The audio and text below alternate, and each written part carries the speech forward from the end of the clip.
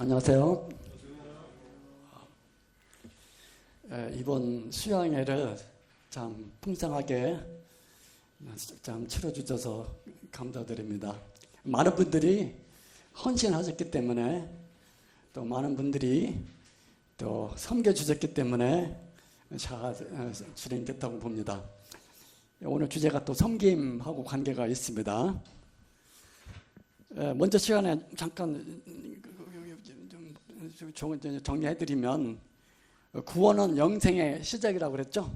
그래서 우리 영생의 삶은 구원에서부터 시작을 하는데 영생이란 무엇이냐? 영생의 의미가 여러 가지로 나와 있습니다. 그런데 저는 지난 시간에 주님과의 동행이라는 측면에서 제가 영생의 삶의 동행에 대해서 좀 살펴봤습니다. 그래서 요한복음에 영생은 유일하신 참 하나님과 그의 보내신 자 예수 그리스도를 아는 것이니이다. 그래서 에녹의 예를 잠깐 들었었죠. 에녹이 주님과 이제 같이 동행, 같이 가다가 뭐 저녁 때가 돼서 에녹아 이제 집에 가서 쉬어야지 하는 말을 듣는 순간 승천을 했죠. 그래서 우리들도 주님과 동행하면서 동행이란 거는 뭐 승천이 아니라고 그랬죠. 한 발자국 가는 거지만 결국은 승천을 합니다. 승천이 끝이 아니죠. 승천해서도 주님과 함께 동행을 하는 것이 영생입니다. 영생은 끝이 없거든요. 그래서 이제 우리 성도님들은 주님과 동행을 하는데 주님이 곁에 계신 것을 느끼십니까? 저도 어떤 때는 말로는 동행한다고 생각을 하면서도 나 같은 사람한테도 주님이 과연 동행을 해주실까 생각을 해보는데 주님은 분명히 동행을 하십니다. 예를 들자면 그 룻기 알죠? 룻기, 보아스와 결혼한 룻기. 룻기는 그 모압 이방인 여자였죠. 그래서 자기 시므로 따라서 왔는데 그가 할 수 있는 것은 뭡니까? 배고프니까 부잣집 집에 가서 이삭 떨어진 이삭 주워서 먹는 거지. 그녀의 삶이었습니다. 그거 작은 일이죠. 이삭 죽게 하는 게 작은 일이에요. 날마다. 근데 그 작은 일, 작은 여인의 작은 일이지만 우리 하나님께서는 보고 계셨어요. 그래서 나중에 놀라운 구원의 역사의 한 조각을 감당했습니다. 그 룻이 하나님께서 그렇게 바로 볼 줄은 몰랐겠죠. 내가 하는 일은 작은 일. 그 나오미의 말에 순종해서 이삭 죽기 그 많은 그 사내들이 얼마나 놀려댔겠대요. 젊은 처녀가 와가지고 이렇게 죽는 거 보면서 낄낄낄 했을지도 몰라요. 낄낄낄.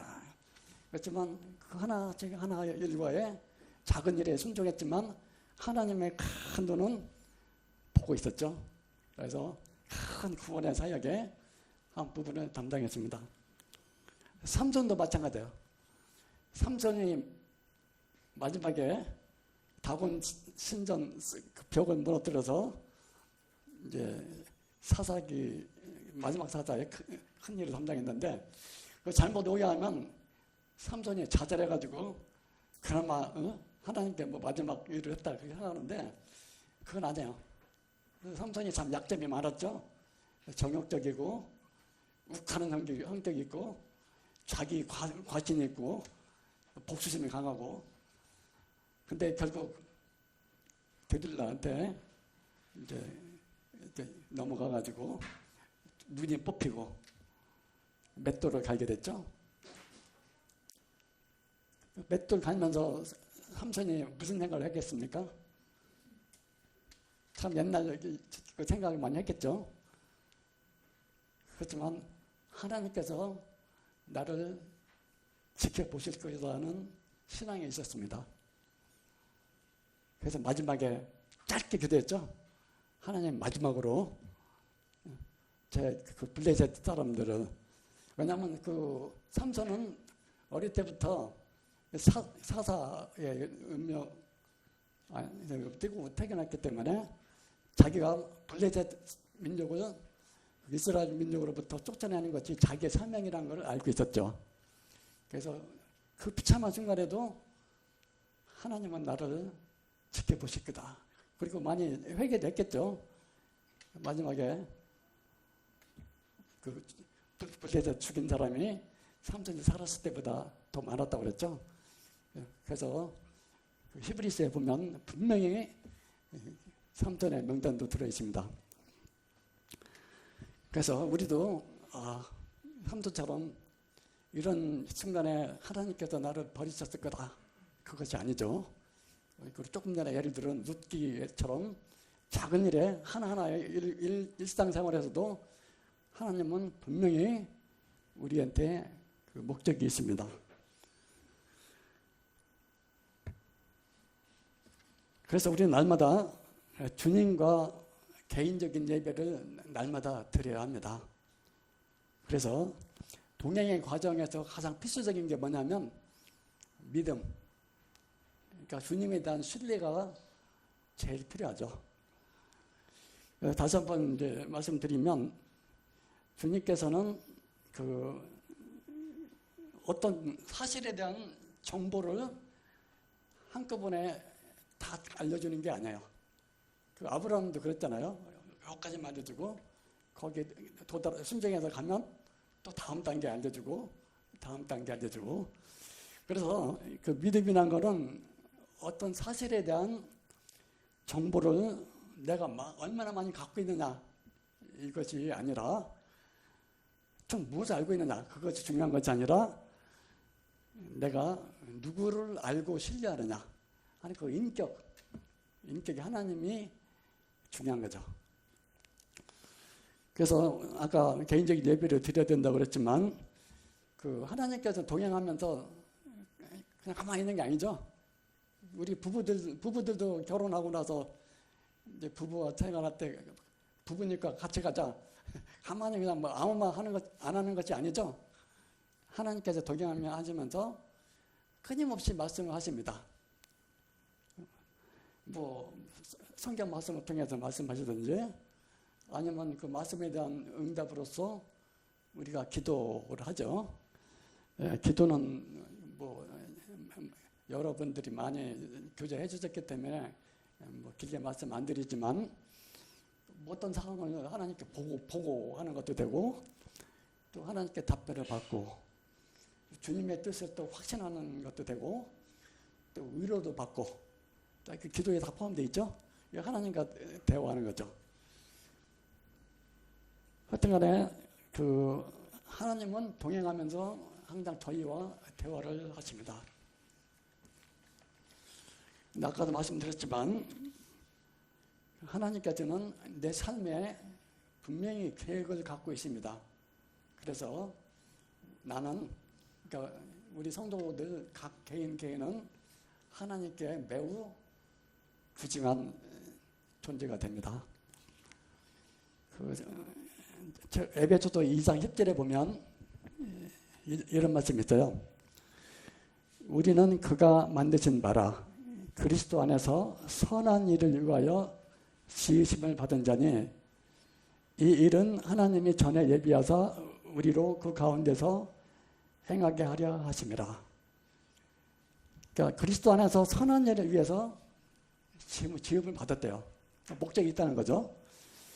그래서 그리스도 안에서 선한 일이라는 것은 뭐 이제 여러 가지가 있겠지만, 무슨 분명히 도덕적인 일만 얘기하는 것이 아니라 하나님의 전체적인 경륜적인 그 일이 있는데, 우리는 작은 부분에 잘 모르지만 분명히 그 조각의 한 부분을 차지해서 나중에 하나님 나라가 완성될 때 자기들도 그 조각의 하나로서 포함이 됩니다.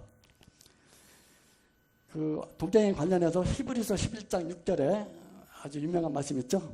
믿음이 없이는 기쁘시게 못하다니 하나님께 나아가는 자는 반드시 그가 계신 것과 또한 그가 자기를 찾는 자들에게 뭐 하는 거? 상 주시는 이심을 믿어야 하지니라.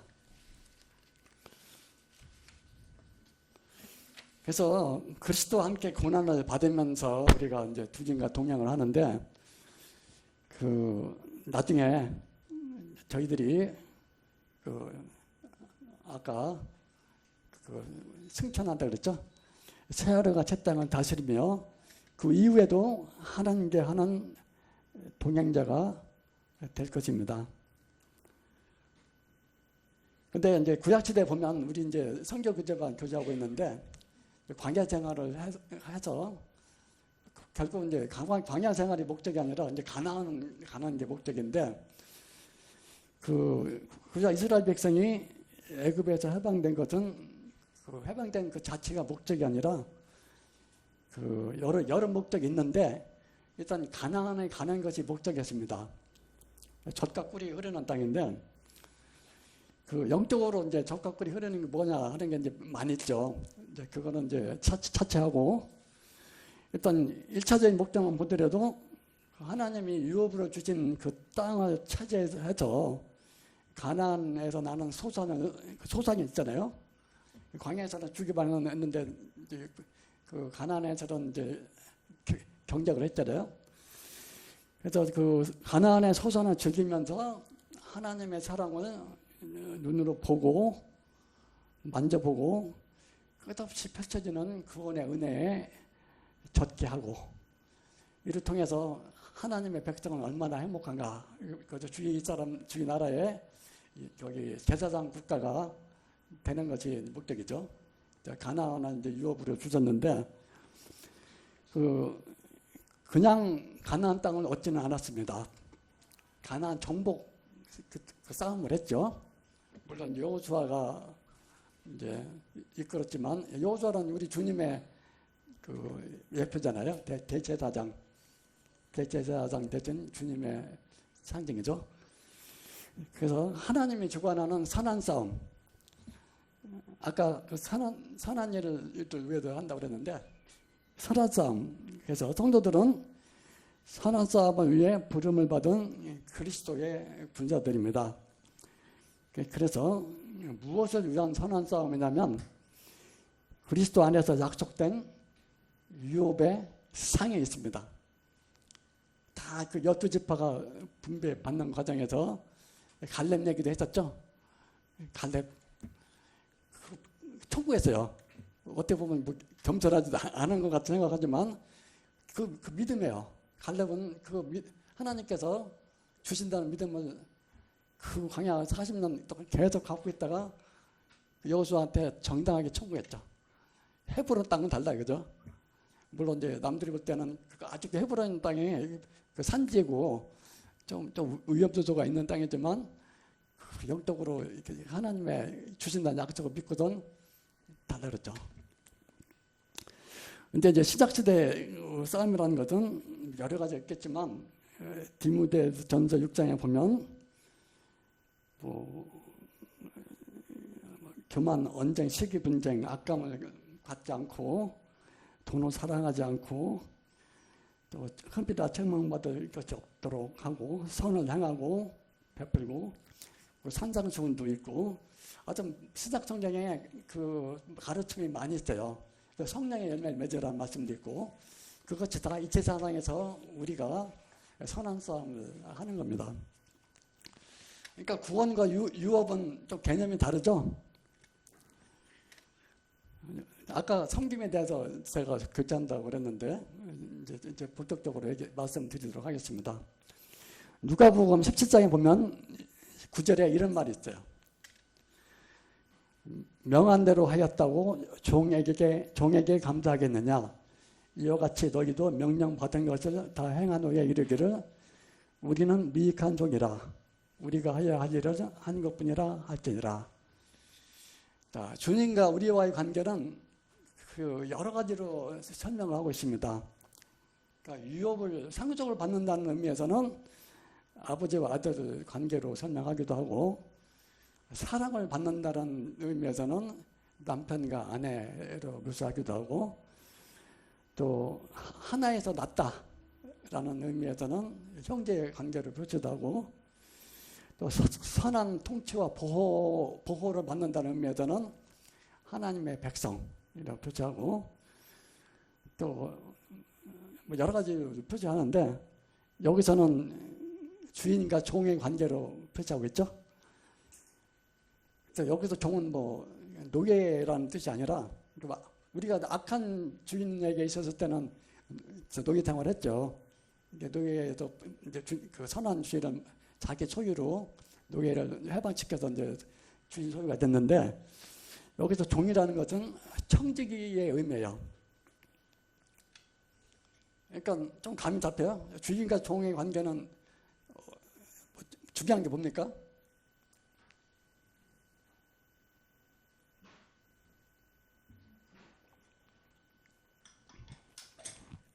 쉽게 얘기하면 전부 주인 소유라는 거죠.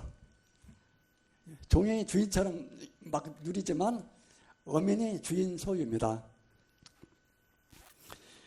근데 하나님께서는 우리가 종이라고 하지만 자녀처럼 대하고 청지기의 일을 맡기시고, 착하고 충성된 종에게는 어떻게 하죠?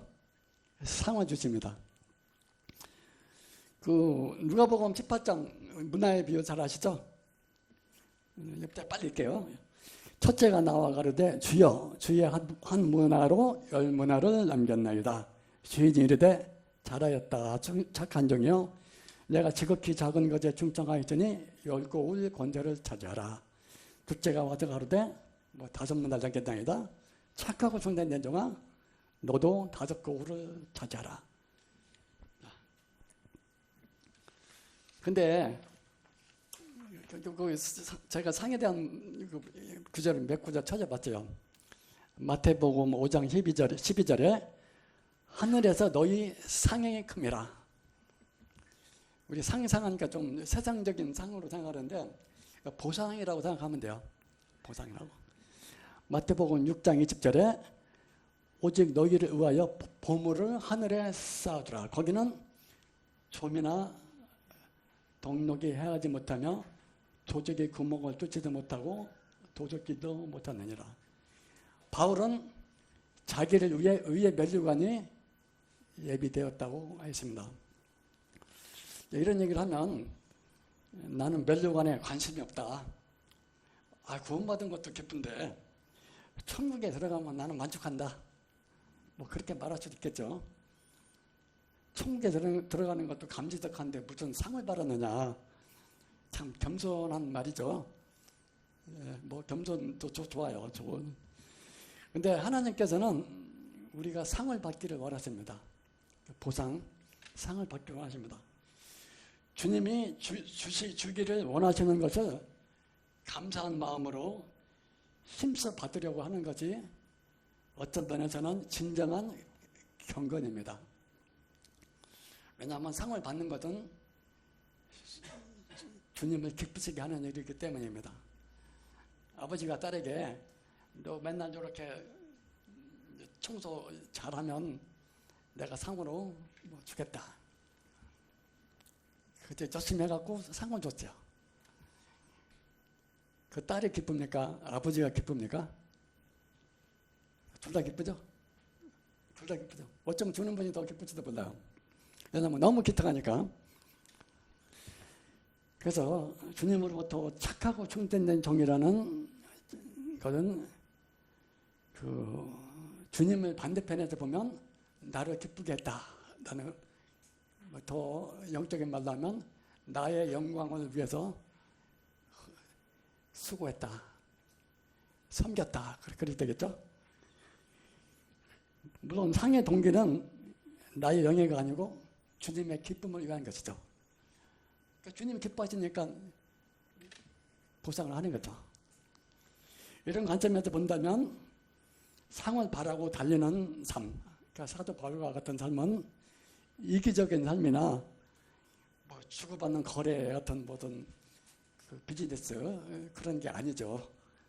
이것은 주님의 기쁨과 영광을 위한 것이기 때문에 성도라면 당연히 추구해야 됩니다. 아까 갈렙 예를 들었잖아요. 심지어는 여호수아도 받은 게 있어요. 여호수아는 내 집 다 나눠주고 자기 개인 목도 있다니까요. 저 성경 보면 다 나와 있죠. 사실 그 청지기의 삶을 보면 종들이 어떤 이유를 남기면 종들이 그 이유를 챙기지 않는 것이죠. 자기가 아니니까. 그러니까 종들이 남긴 이유는 전부 주인이 챙겨가는 게 맞죠.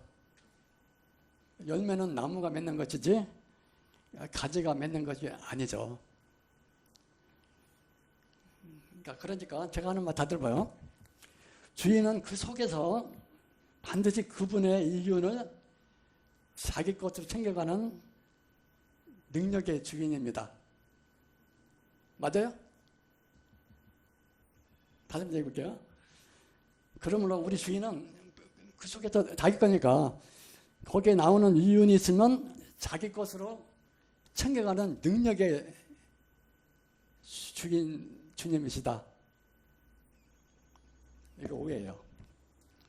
아까 문화의 비유 들을 때 똑같이 장사하라는 명을 받았는데 수건에 짜서 보관한 종이 말하기를 주께서 엄한 분이심으로 내가 두려워하여 했다. 주께서는 맡기지 않은 것을 가져가시고 뿌리지 않은 것을 걷어가시나이다. 그렇게 고백했어요. 그 답변하고 똑같아요.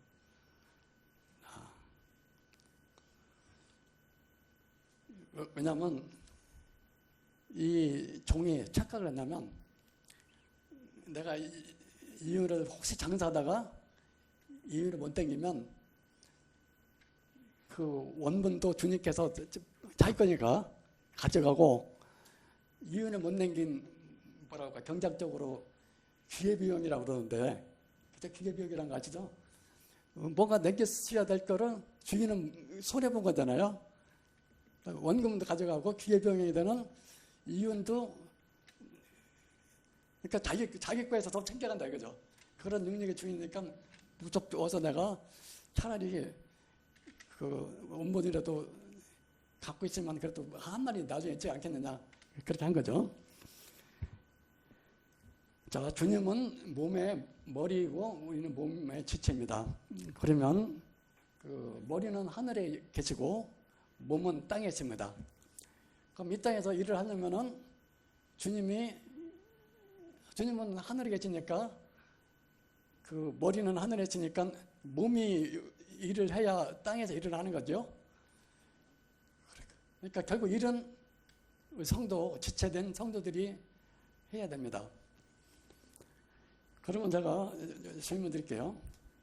그럼 하나님이 일을 했는데 물론 머리가 지칠 내려서 땅에 있는 우리가 움직여야 돼 일을 하는 거니까 머리가 일하는 겁니까? 손이라고 합시다. 지체가 일하는 겁니까? 아니면 둘이 합쳐서 일하는 겁니까? 숙제. 분명한 사실은 주님은 게으르고 일 안 하는 거, 우리가 통상 말하는 주님을 섬기지 않고 기쁘게 하지 않는 것을 싫어하십니다.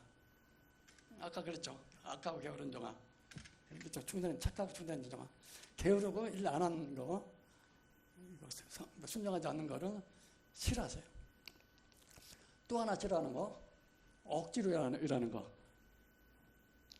그래서 여러 가지로 겉면에 말씀을 해서 동기부여를 하시고 하나님 나라 세우는데 같이 하자 하고 동참을 권유하는 말씀이 많이 있습니다.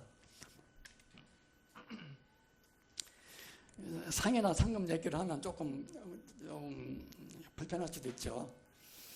그 세상에서는 상이라고 그러면 보통 남들보다 더 나은 그걸 얻었다는 소유, 더 나은 평가, 더 나은 환경이나 지위 또는 상대적 우위를 누리는 거를 상이라고 얘기하잖아요. 제가 성경에 나온 상을 얘기하니까 좀 그 나라는 그 참 절대 만족과 절대 행복이 있는 나라인데 이 땅에서도 경쟁하느라고 힘들었는데 하나님 나라에서도 무슨 우열이 있느냐 뭐 이렇게 생각도 할 수 있잖아요. 그 세상적인 상의 개념을 생각해서. 그런데 하나님은 우리한테 주신 것을 요구하세요. 우리한테 없는 것을 요구하는 분이 아니에요. 각자 받은 은사가 다르고 믿음의 분량이 다르지만 그 은사에 맞는 보상이 다 기다리고 있기 때문에 그 사도 바울도 그렇지만 저 개인적인 분별을 위해서는 여기 100명의 성도들이 있다 그러면 100명에 해당하는 그 보상 상이 다 달라요. 그러니까 상에 A, B, C, D 쭉 있지만 C라는 만약 A, B, C라고 그랬어. C라는 상은 C라는 성도밖에 받을 수가 없어요. 왜냐하면 은사는 다른 사람이 그 은사를 써서 받을 수 없기 때문에. 그래서 내가 나한테 준비되어 있는 그 상을 향해서 사도 바울이 가는 거죠. 근데 그거를 온전히 했으면 온전하게 받겠는데 그리스도의 심판대가 있죠. 자, 이는 우리가 다 반드시 그리스도 심판대 앞에 나타나게 되어 각각 선악간에 행한 것에 따라 받으려 함이로다. 그래서 그 어떤 사람은 제대로 받을 것이고 어떤 사람은 받을 줄 알았는데 조금 손해본다 그랬죠. 해를 받는다는 게 뭐냐면 손해. 다 받을 줄 알았는데 조금 감히 여기서 제가 또 틀릴 수도 있는데 아주 100% 순금으로 다 받을 줄 알았는데 조금 자기가 생각하기에 받는 사람이 생각하기에 껄껄거리 뭔지 아시죠? 그때 뭐뭐 할까? 그때 조금만 더 수고할 거. 껄껄. 물론 그리스도 심판대는 죄에 대한 심판은 아니에요. 죄에 대한 심판, 우리는 이미 죄 심판은 주님께 담당하셨기 때문에. 그렇지만 분명히 심판은 할 거예요. 그럼 이 심판은 뭐냐면 영원한 상급. 그 상급이 얼마나 영원한 거잖아요.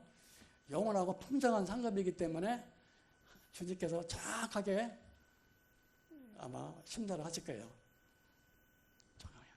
그러니까 그 공평하고 공정하고 정의의 하나님이라고 그러죠. 그걸 어떻게 다 받겠지 모르지만 우리 각자 자기 입으로 구한다 그랬죠. 그래서 그 계시록에 보면 보라 내가 석겨우리니 내가 줄 상이 내게 있어 각 사람에게 그가 행한 대로 갚아주리라. 이 말씀이 어떤 것 같아요?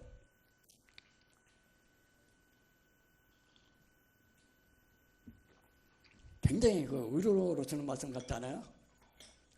제가 처음에 잘 모를 때는 하나님이 그러니까 아담도 마찬가지죠. 우리 아담 그 창세기에 뭐 하라고 주제해놓고 요것들이 죄짓나 안 짓나 한번 보자. 그런 하나님을 오해하잖아요. 처음에 잘 몰랐을 때는 내가 뭔가 하나님한테 무슨 감시받고 감독받는 걸 생각하니까 어디 두렵기도 하고 잘못하면 우리 이제 그 성화 과정에서 잘못하면 이제 율법적인으로 가기 쉽잖아요. 그렇게 착각할 수도 있는데 이게 아니에요. 이게 아니고 참 너희들이 세상에 살면서 나를 위해서 수고한 거 내가 절대로 잊지 않고 보상을 할 테니 기쁘게 생활을 하라는 그런 뉘앙스가 느껴지지 않아요? 저도 자신을 볼 때는 하나님의 입장 이렇게 막 감시하고 그리스도 심판대에서 그냥 왜 그때 또 점수 한번 매겨보자 뭐 그런 걸 착각했는데 하나님은 소멸하시는 불이라고 그랬어요. 소멸하시는 불이란 뭐냐면 우리의 혹시 부족하고 잘못된 부분은 싹 정화시키고 영원한 보상과 상급은 하나님께서 영원히 가야 되니까 이렇게 주는 그런 하나의 상급의 심사되지 잘한 거 따져보고 못한 거 따져보자 그런 게 아니에요. 물론 사도 바울은 거기 또 특별한 영적인 의미가 있긴 있습니다. 왜냐하면 자기는 그 교회를 세우는 일에 대해서 그 건축자로 비유를 해가지고 교회를 세우는 거에 따라서 하나님께서 심판을, 상급의 심판을 할 거다. 그러니까 이제 누구는 아볼로, 뭐 이렇게 그리스도파 그렇지만 전부 합해서 교회를 세우는데 얼마큼 했느냐에 따라서 이제 그게 금이냐 은이냐 아니면 나무냐 풀이냐 하겠다는 거죠. 교재는 많이 있지만 그 상급이라는 말이 많아요. 고린도전서 15장에 보면 그러므로 내 사랑하는 형제들아 견실하며 흔들리지 말고 항상 주의 일에 더욱 힘쓰는 자들이 되라. 이는 너희 수고가 주 안에서 헛되지 않은 줄을 알미라. 계시록 2장에 보면 내가 죽도록 충성하라. 그리하면 내가 생명의 관을 내게 주리라. 또 고린도전서 1장 12절에 보면 우리로 하여금 빛 가운데서 성도의 기업의 부분을 얻기에 합당하신 아버지께 감사하게 하시기를 원하더라. 기업의 부분이라 뭐냐면 성도들이 받아줄 상속이 있다는 거죠. 또 심지어는 마태복음에 보면 베드로가 가로되 내가 주의 모든 것을 버리고 떠났는데 주를 쫓았는데 무엇을 얻었습니까? 그러니까 주님께서 말씀하셨죠. 그거 속된 일이니까 잘못했다. 그거 심지어는 적어져 있었잖아요. 오른쪽에 좌의정, 우의정 뭐 서로 했을 때 여기네 어머니죠. 어머니 봐, 너 그런 말 틀렸다 한 게 아니라 그건 틀렸다 맞았다 말하지도 않고 누구든지 섬기는 자가 되라 이렇게 그 말씀하셨죠. 그리고 뭐 두목이 되려면 누구든지 섬기는 자가 되라. 그럼 저 천국에 가서 모두가 다 균이라면 왜 그런 말씀을 하셨겠대요? 근데 사실 주님께서 주시는 그 상도 은혜이기 때문에 그 뭐 받은 그 성도들이 계시록에 보면 다 면류관으로 내놓으면서 주님께 찬양하는 장면이 나오죠. 그 당연한 일을 했을 뿐인데 주님께서는 그것도 주님께서 우리한테 빚진 게 뭐가 있어요? 꼭 빚진 자처럼 우리한테 주시잖아요. 그러니까 성도들이 그 감격해서 내놓잖아요. 근데 주님의 마음 그래요. 너희들이 내 영광을 위해서 이랬는데 내가 무엇을 안 줄 수 있겠느냐. 그런 주님의 마음 생각하고 혹시 여러분들 세상에서 수고하는 모든 일 다 주님께서 보상을 받으니까 어떤 때는 상급만 생각하고 억지로 하는 건지 일지도 몰라요. 주님 마음 다 아시니까 그렇다 할지라도 사랑하는 성도들이 수고한 거는 절대 잊지 않습니다. 마지막으로 제가 이런 말씀 안 드리려고 그랬는데 안 드리려고 하는 게 더 나을지도 모르겠지만 우리 자매님들 주방에서 애찬 섬기죠? 지나간 세월 몇십 년 동안 하신 분도 있을 겁니다. 그거 하늘의 보화를 다 쌓은 겁니다. 차라리 안 하는 게 좋을 뻔했는데 그냥 의료의 말씀으로 제가 하는 거니까 자기도 모르는 사이에 하늘의 보화를 쌓은 거예요. 주님께서 다 기억을 하십니다. 주님께서 말씀하셨잖아요. 상급받는 최고의 비결 옆에 있는 성도를 섬기면 돼요. 그 성도를 위해서 더 쉬운 건 뭐냐? 그 성도를 위해서 기도하세요. 기도하는 거 어렵지 않잖아요. 남을 위해서 자기만 위해서 기도하지 말고 남을 위해서 기도하는 거 얼마나 쉬워요.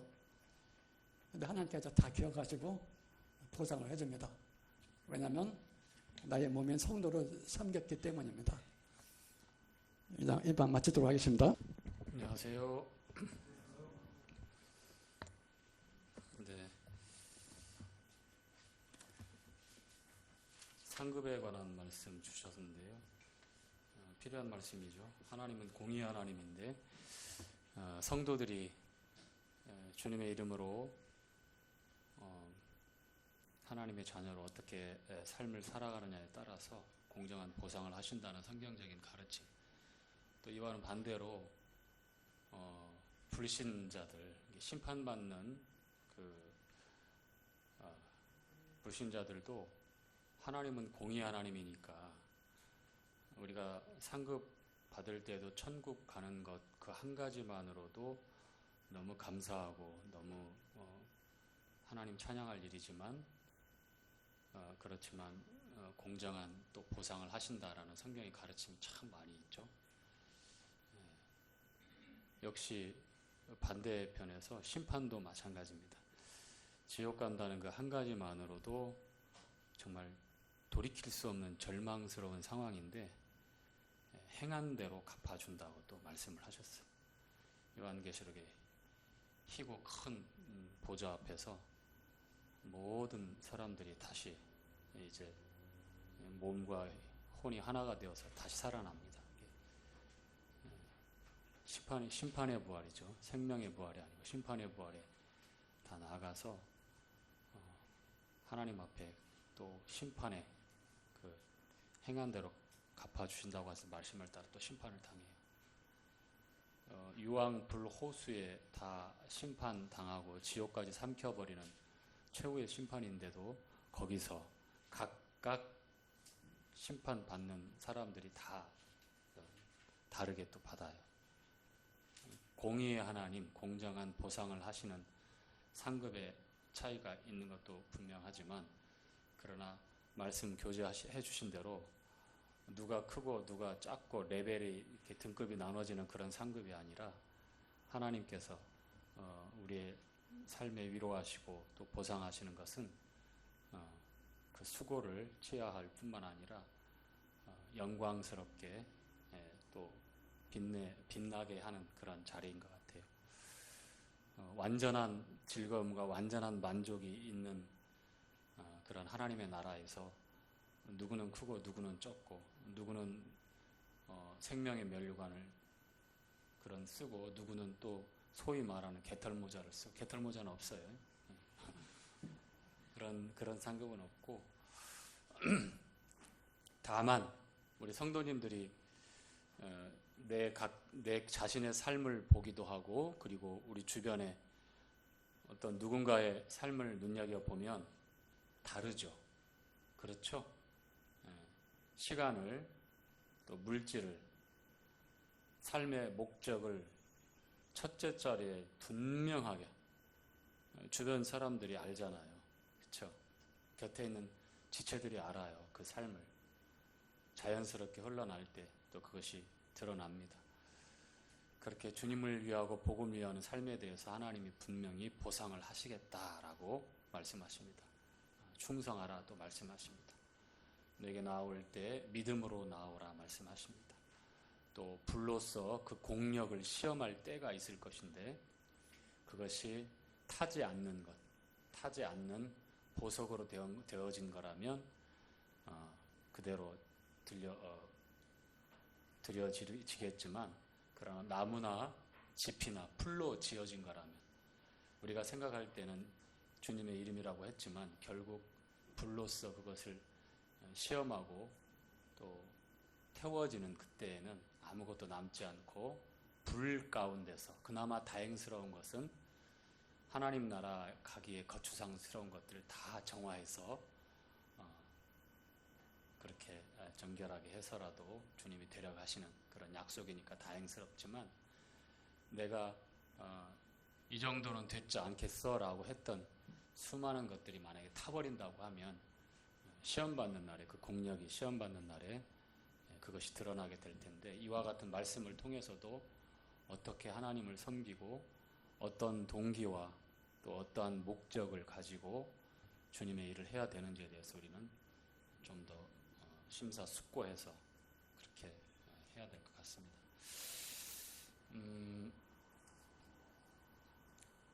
우리 성도님들 하나님 앞에서 모두 상을 받으시되 우리 교제하면서 들었던 말씀인데 착하고 충성된 종아 내가 작은 일에 충성하였으니 몇 국을 다스리는 권세를 받으라. 수고했다.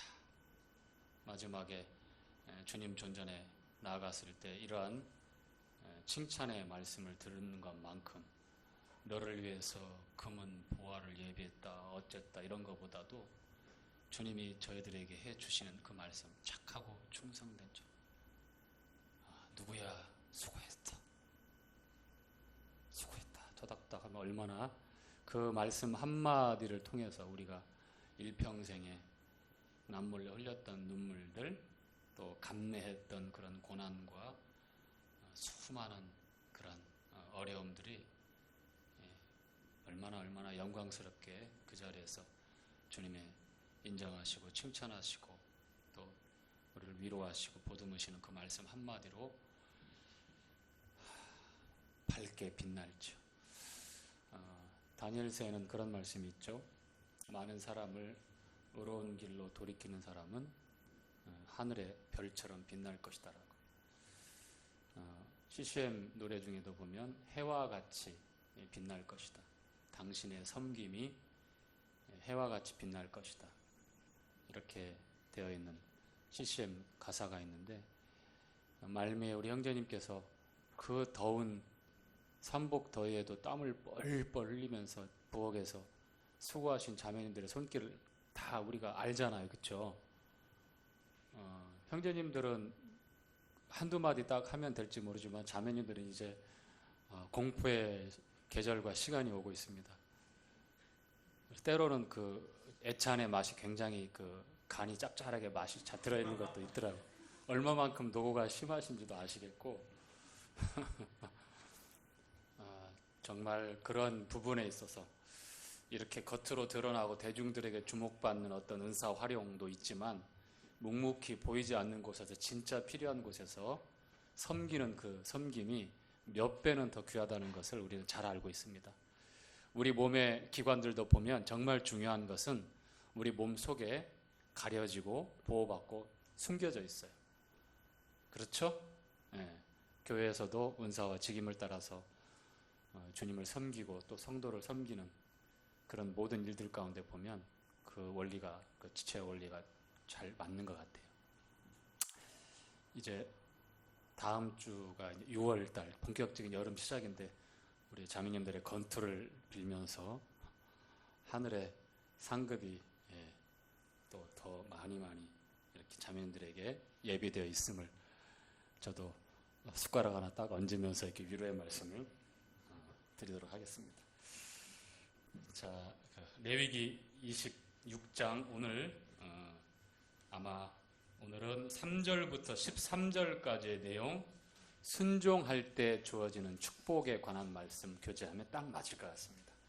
크게 26장은 축복할 때 순종할 때 임하는 축복과 불순종할 때 겪게 되는 저주에 관한 말씀이 나와 있어요.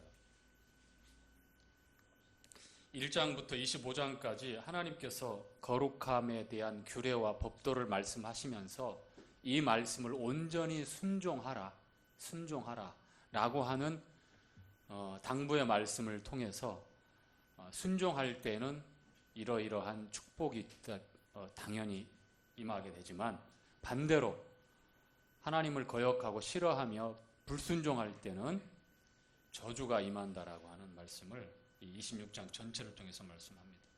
그리고 맨 마지막 40절부터 46절까지 또 회개하고 회복될 때에 또 주님께서 예비하신 축복에 관한 또 말씀이 이렇게 나와 있으면서 마무리를 하게 되는데요.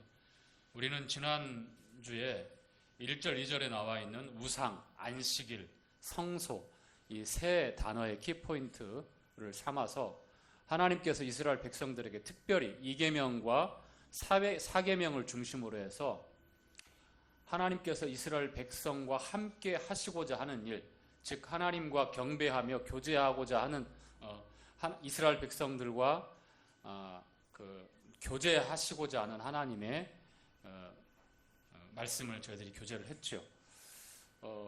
10계명 중에 1계명부터 4계명까지 이 수직적인 하나님과 이스라엘 백성들, 사람과의 관계의 계명이 잘 지켜지고 잘 준행되어질 때에 수평적으로 5계명부터 10계명까지의 우리 인생들 간에 지켜져야 될 이 선한 계명들, 10계명도 거기에 준해서 지켜지게 됩니다.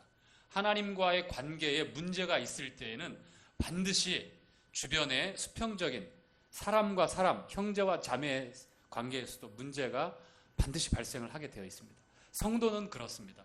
하나님과의 관계에 문제가 있을 때, 다시 말하면 교제가 안 되고 또 빛 가운데 거하지 못하고 하나님의 말씀에 순종하기를 거절할 때는 반드시 서로 사랑하라라고 하는 이 새 계명은 지킬 수도 없을 뿐만 아니라 우리 마음에 세상적인 가치가 가득 들어오기 때문에, 그러한 가치로 살기 때문에 하나님의 마음과는 동떨어지고 모임 생활도 그렇고 우리가 주님 섬기는 삶에서도 그렇고 성도들과 함께 교제하는 시간도 그렇고 굉장히 겉돌고 무미건조해지고 우리 영적 삶이 어떻게 해요? 무기력해지죠?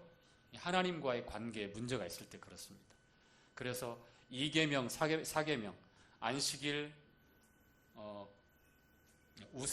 우상을 제하라고 말씀하신 것들, 하나님만 섬기라고 하신 것들, 그 다음에 안식일을 기억하여 거룩히 지키라고 했던 것들, 대상과 또 시간과 그리고 성소를 공경하라, 이 장소에 관한 이 말씀을 대표적으로 하시면서 하나님께서 이스라엘 백성들과 함께 하시기를 원하신다.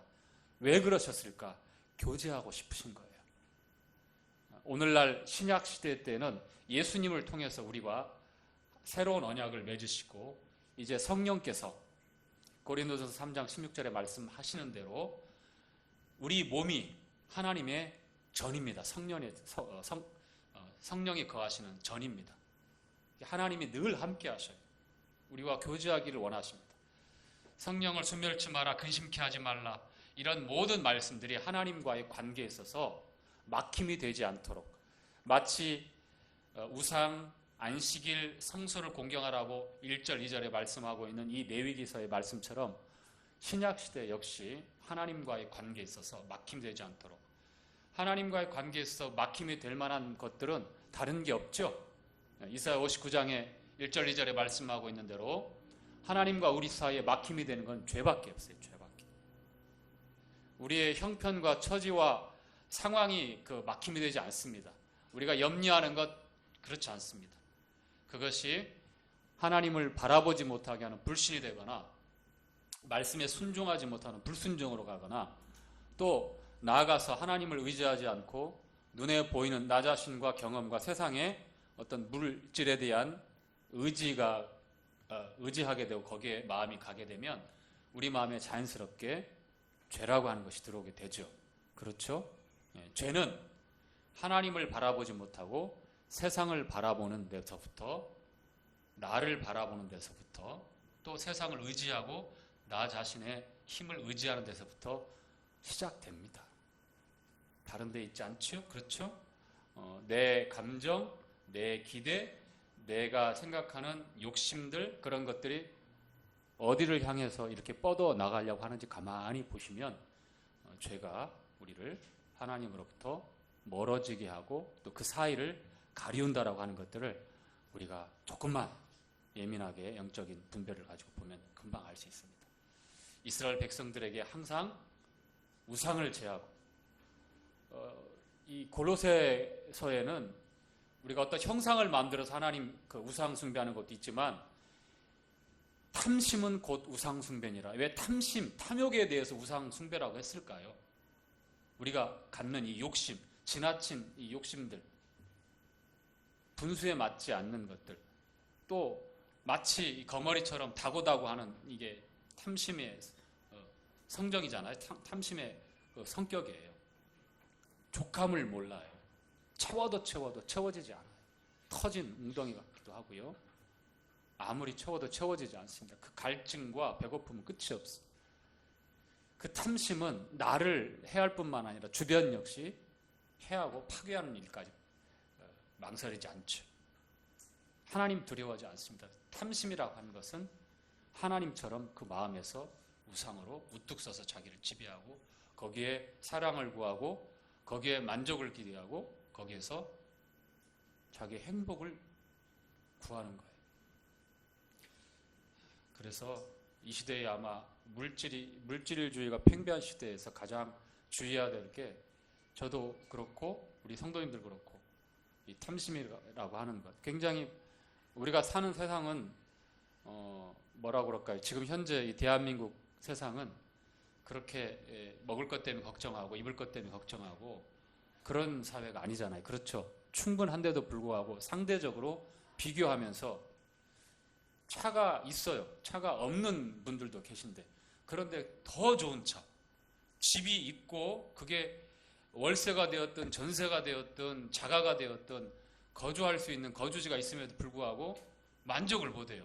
20평대면 30평대, 30평대면 40평대, 40평대면 50평대, 계속해서 더 많은 것을 요구합니다. 물론 형편에 맞게끔 우리가 윤택한 삶을 사는 것에 있어서 문제가 있다라고 지적하는 게 아니지만, 우리 마음속에 일어나는 이 욕심이라고 하는 끝이 없어요. 자족이 없잖아요. 그렇죠? 그렇죠? 50평 넘는 데서 사시면 청소할 때 정말 힘들어요. 누가 저기 50평대 한번 살아보라 주면 제가 내일이라도 이사하겠습니다만 그렇다는 거예요. 우리가 누리는 이 문명의 이 혜택이 너무 풍족함에도 불구하고 거기서 만족함이 없고 계속해서 다고 계속 그래요. 입을 것이 없다고 하는데 여러분, 입을 것 진짜 없습니까? 주일마다 입을 게 없어. 옷장 열어보면 그냥 빽빽해요. 우리 집은 지금 옷을 얼마나 버렸는지 몰라요. 지금 버리는 걸 제가 다 봤어요. 보따리로 막 서너 개 보따리.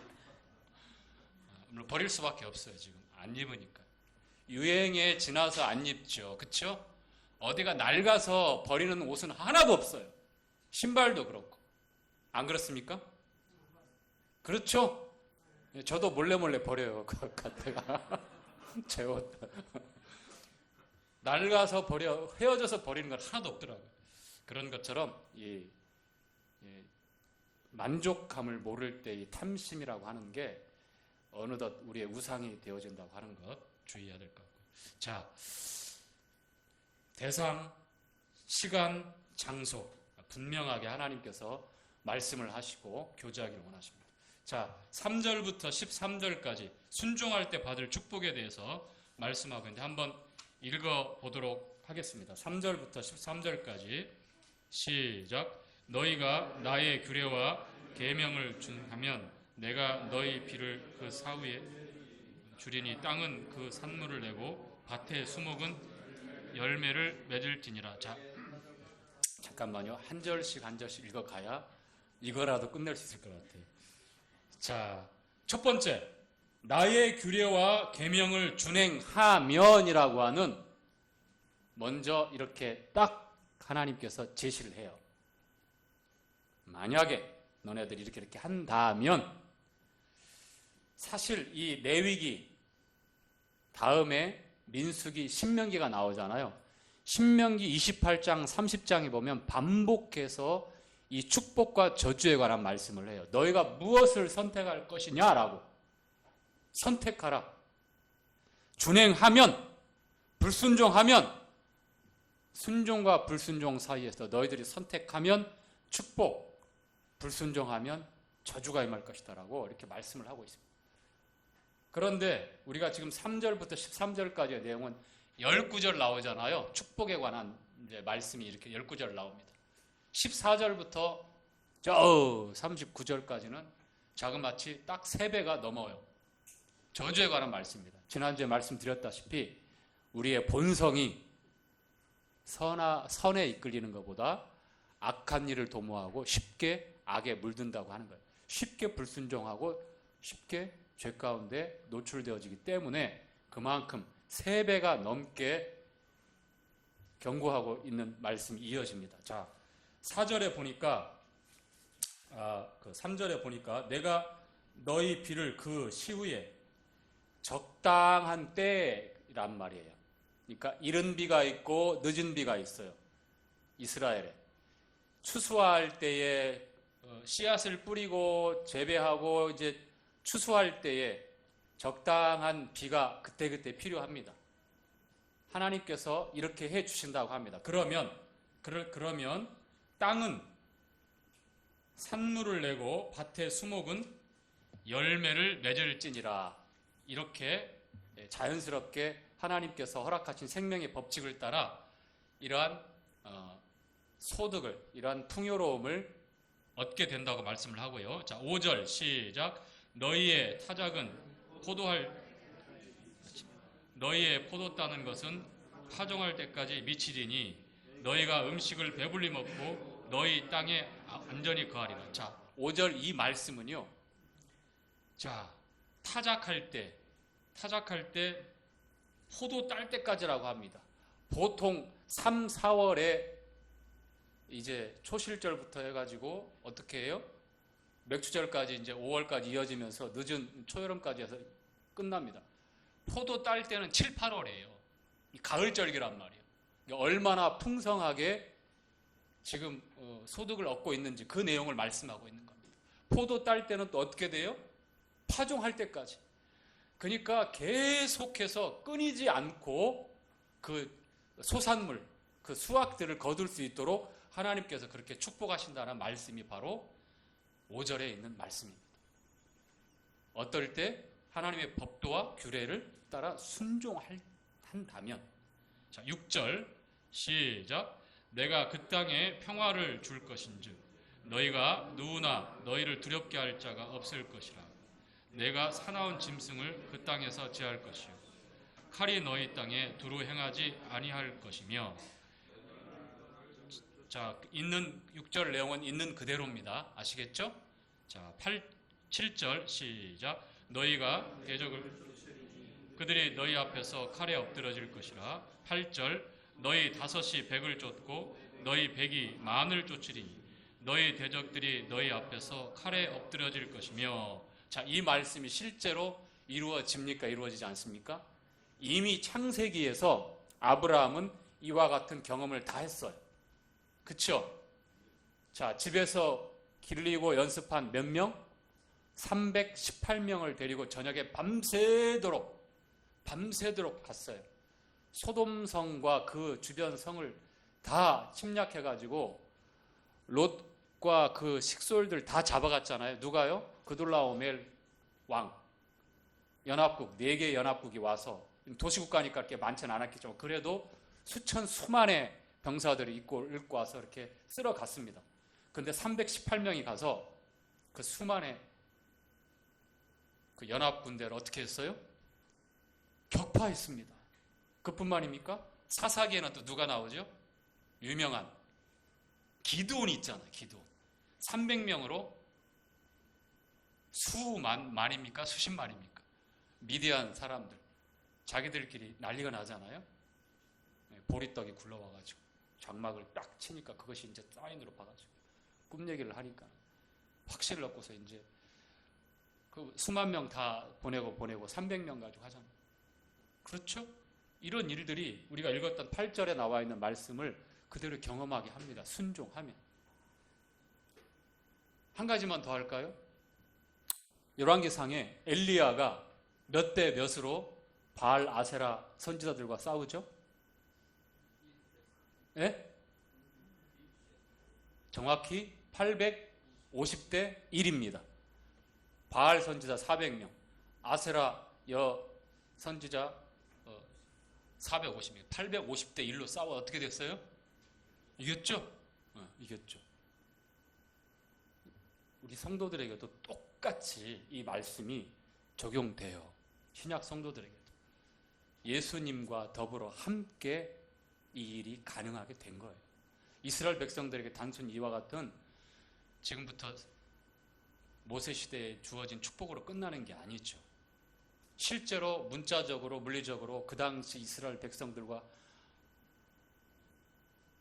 하나님께서 맺어진 약속을 따라 이 말씀들이 그대로 이루어지기도 하지만 정말 중요한 것은 신약 시대에 예수 그리스도를 통해서 우리가 이러한 능력과 이러한 놀라운 힘들을 가지고 있다라고 하는 거예요. 어떨 때? 말씀을 따라 살아가면 사자처럼 어떻다고 그랬어요? 담대하다고 그랬어요. 사자처럼. 말씀을 따라 순종하는 사람들, 하나님 말씀에 붙잡혀 사는 사람들은 두렵지 않아요. 염려하지 않습니다. 근심하지 않습니다. 세상을 대해서 자기가 그렇게 세상이 요구하는 어떤 자격이 안 된다 할지라도 그것 때문에 전전긍긍하지 않아요. 담대합니다. 자, 9절 말씀 함께 읽지요. 내가 너희를 시작. 내가 너희를 권고하여 너희와 세운 언약을 이행하여 너희로 번성케 하고 너희로 창대케 할 것이며 너희는 오래 두었던 묵은 곡식을 먹다가 새 곡식을 인하여 묵은 곡식을 치우게 될 것이며. 자, 오래된 묵은 곡식을 언제 치워요? 즉 춘궁기가 되어도 양식이 떨어지지 않는다는 겁니다. 구황작물이 왜 필요했습니까? 먹고 살아야 되는데 음식물이 부족할 때에 구황작물, 다른 대체 음식들이 필요했죠. 우리 선조들도 그랬고, 과거에 많은 고대 사회에서 추수하고서 이제 씨앗만 남겨놨는데 음식이 떨어지는 거예요. 이게 다 겪었어요. 지금 이제 비료가 많이 나오고 이제 농사 짓는 것이 개량되어져서 잉여농산물이 많이 쌓여 있지만 과거에는 그렇지 않았습니다. 그런데 이 말씀에 보니까 어떻게 했어요? 소출이 풍성하기 때문에 묵은 곡식을 새 곡식이 올 때까지 그대로 있는 거예요. 그래서 이 묵은 곡식을 치운다고 합니다. 새 곡식 먹어야 되니까. 그만큼 먹고 사는 데에 풍족하게 지켜진다고 하는 거예요. 얼마나 안전하겠습니까? 생명에 관한 약속이죠. 자, 10절 시작. 11절 시작. 내가 내 장막을 너희 중에 세우리. 내 마음이 너희를 싫어하지 아니할 것이며. 이 말씀이 또 키포인트죠. 내 장막을 너희 가운데 친다고 말씀합니다. 그렇죠? 예수님이 하나님의 집이었고, 왜냐하면 요한복음 2장에 보니까 헤롯 성전을 대해서 얘기한 줄 알았어요. 너희들이 이 성전을 하려 내가 사흘 만에 다 일으키리라. 유대인들이 비웃었죠? 성전된 자기 육체를 말씀했어요. 주님이 부활하시고 승천하시고 성령이 오셔서 이제 이 반석 위에 내 교회를 세우리니 하면서 오순절날 마가다락방에 성령이 오시고서 이제 최초 예루살렘 교회가 시작됩니다. 이제 교회가 시작돼요. 교회가. 그리고 잠실 지역교회까지 2000년 지나간 시절에 시공간을 초월해서 교회입니다. 그리고 각각 로컬 처치라고 지역교회들이 존재해요. 각 나라마다, 각 지역마다. 이 교회입니다. 디모데에게 사도 바울은 교회는 하나님, 살아계신 하나님의 집이요 진리의 기둥과 터라고 말씀합니다. 또 우리 각자를 대해서 성령이 거하시는 하나님의 성전, 하나님의 전이다라고 말씀합니다. 장막을 친다라고 하는 것이 1절, 2절에 말씀하고 있었던 내용의 진짜 중요한 핵심을 다시 한번 또 말씀합니다. 이것이 내가 너희와 함께 하겠다라고 하는 보증이 아닙니까? 그렇죠? 이것이 진짜 성령을 통해서 이루어진 신약시대를 넘어서 이제 천년왕, 만왕의 왕, 만주의 주로 우리 주님이 이 땅에 재림하실 때에 실제로 이 일들이 또 그대로 실현됩니다. 이 땅에. 자, 12절 시작. 나는 너희 중에 행하여 너희 하나님이 되고 너희는 나의 백성이 될 것이니라. 13절까지 나는 너희를 애굽 땅에서 인도하여 내어 그 종된 것을 면케한 너희 하나님 여호와라. 내가 너희 멍에 빗장목을 깨뜨리고 너희로 바로 서서 걷게 하였느니라. 항상 주님께서 약속하시고 한 번 더 하나님의 약속을 분명하게 할 때 나는 너희를 애굽에서 구원해낸 여호와라라는 이 말씀을 강조합니다. 노예에서 붙잡혀서 있었던 너희를 이제 자유케 한 너희의 하나님이다라는 말씀을 합니다. 우리에게 그리스도를 통한 죄와 사망의 권세에서 자유케 하셨을 뿐만 아니라 흑암의 권세, 사망의 그늘에서 신음했던 우리를 찾아오셔서 우리를 구원하시고 우리를 하나님의 나라의 권속으로 빛의 자녀로 삼으신 하나님은 동일하게 우리에게 한 번 더 나는 너희를 구원한 구원자라고 하나님의 말씀에 대한 순종을 말씀하실 때에 항상 이 말씀들을 하고 있습니다. 왜 하나님 앞에 우리가 말씀을 따라 순종해야 되는지, 하나님과 우리가 어떤 관계인지, 하나님이 우리에게 어떤 분인지, 나에게 어떠한 은혜를 베푸시고 오늘날 지금까지 선대하시고 붙잡아 주고 계시는지, 이것을 잊으면 안 돼요.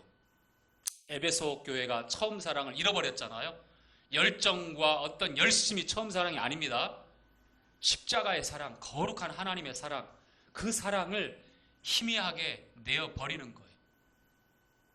항상 우리는 그것을 잊지 말아야 합니다. 우리가 예배 드릴 때요, 왜 주님을 바라보고 주님을 깊이 생각합니까?